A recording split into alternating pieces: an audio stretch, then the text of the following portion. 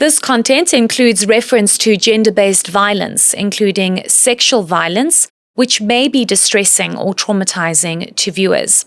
Viewer discretion is advised.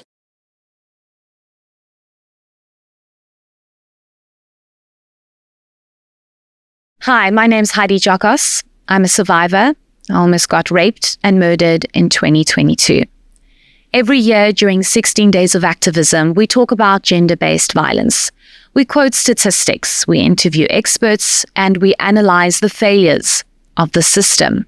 But behind every number is a woman, a voice, a story she never thought she'd have to tell. If I had to ask women to share their experiences of trauma, millions would answer me, because almost every woman carries some kind of wound. Some are visible, some are buried, and some are carried in silence for decades.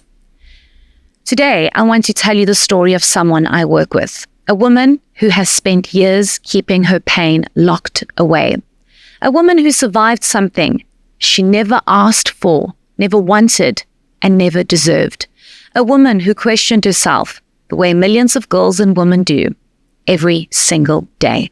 I'm telling her story because she's not ready to speak, and that's okay. There is no right time to share trauma. There is only the moment when you decide, I'm ready to be heard. This is her story. This is her truth. I was 21. Someone that I loved, a person that I was looking forward to sharing a future with, died suddenly. I was left hurt and fragile, sad, depressed. But life goes on, and I met a guy through work. He was what people described as a nice guy. We got to know each other and thought something good was happening, that my life was getting back on track. But a few months in, things started to feel wrong. He kept trying to pressure me into sex. Every time I said no, every time I reminded him that I was saving myself for my future husband. A cliche, I know, but it was something that mattered deeply to me. He was persistent. It became alarming. Those red flags everyone warns you about.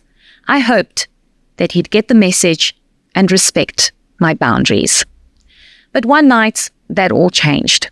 He called me to say he was home alone and had an accident. He needed help. I told my mom, and she told me not to go. A mother's instinct. I went anyway because that's who I was and still am. A helper, supporter, someone who didn't want to abandon someone in trouble. I still don't fully remember or understand what happened. I blocked it out of my mind, and all I can remember is him forcing me into his bedroom. The whole ordeal lasted only 5 minutes, but it felt like an eternity to me. While he was on top of me, I froze completely. I shut down. I was in so much shock. I told him to stop. No, I begged him. He didn't listen. When he was finished, I gathered my things and ran out of that house, out of that nightmare. I never spoke to him again. I can't even remember his surname. I didn't tell anyone. Not my mom or my dad. Not my best friend. Not a soul. I felt ashamed that this happened to me. And that happens to so many of us. We wonder, what will people say? What will the police say? What will the courts say? Will they ask why I went to his house? Will they say I wanted it? Will they blame me for freezing instead of fighting? Will they think I made it all up? The only person I ever told was my husband. As part of my healing, I became a counselor.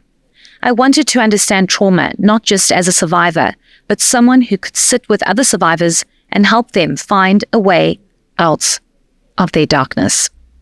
Every woman who's ever frozen, every girl who's ever questioned if it was her fault, every survivor who's ever stayed silent deserves to be believed, supported, and guided toward healing.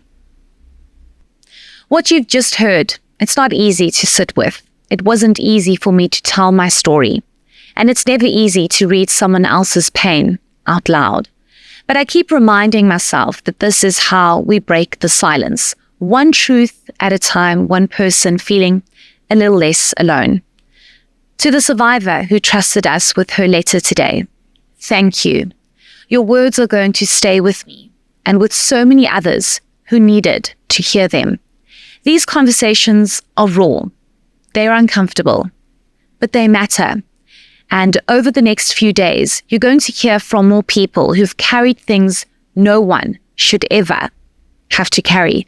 My hope is that their voices help us see the problem more clearly and help us stand with them more honestly.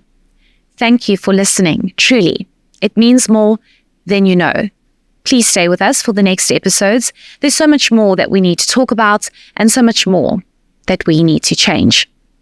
This is Voices of Change, and we're in this together. Stay tuned to enca.com for more. Report any form of gender-based violence to your nearest police station or call 0800 10 111. For more information, go to enca.com or reach out to any of the organizations we've spoken to in this series.